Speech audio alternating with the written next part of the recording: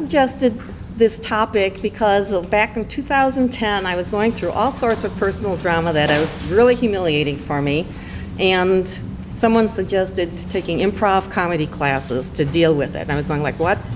Little did I realize it changed my life. So I graduated from Second City Improv show, and woo!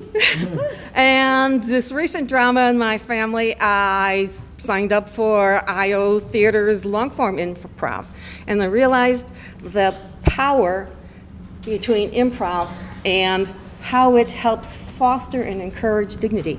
Who would like to explain what we did? Okay.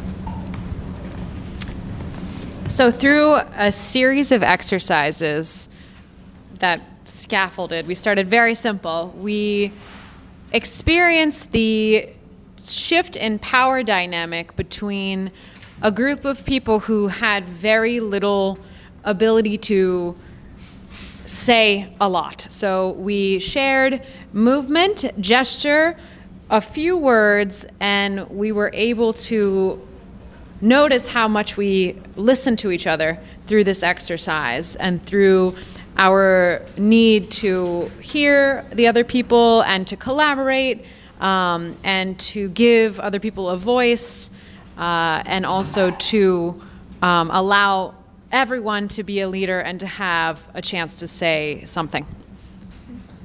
Who's next?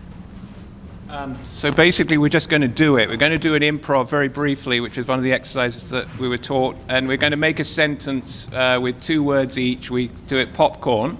Okay? So we need you to suggest a subject to us. It could be anything unserious or serious. Just Popcorn.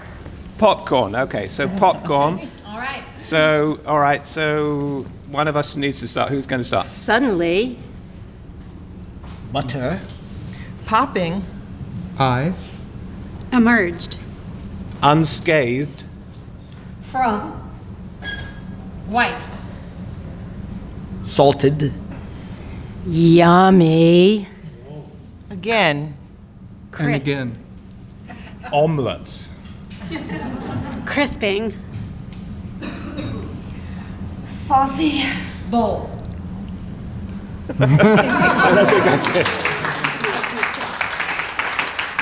I think Beth is going to explain a little bit also because she does this stuff. Yeah, and we would be interested in any of your observations. It's fun to watch. We're always sharing power. Part of the magic of improv is it helps us discover the power that we have within us and the power we have with each other. So there's always that learning curve about, well, I teach communication, so I often use language about communication, that it's an assertiveness on one hand and it's a listening on the other.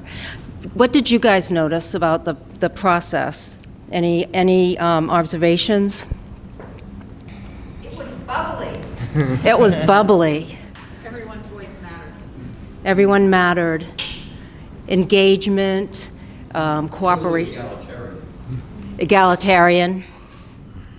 Understanding. Sorry? Understanding. So what does this have to do with dignity?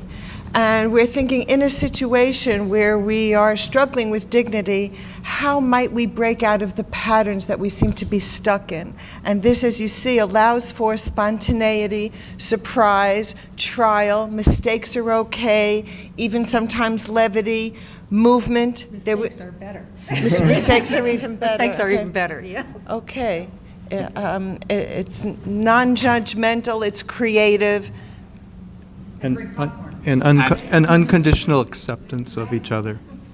It also requires trust of the people you're doing it with. Right?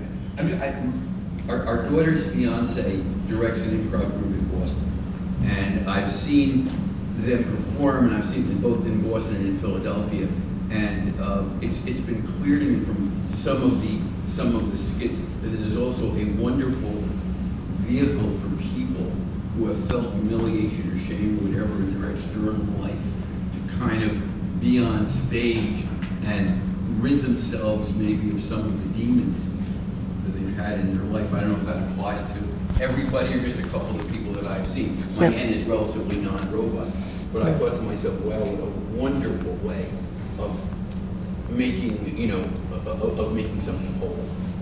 Yeah, none of us knew each other really well before this, okay? And still, we were able to develop that sense of trust. Thank you. Thank you. Wait.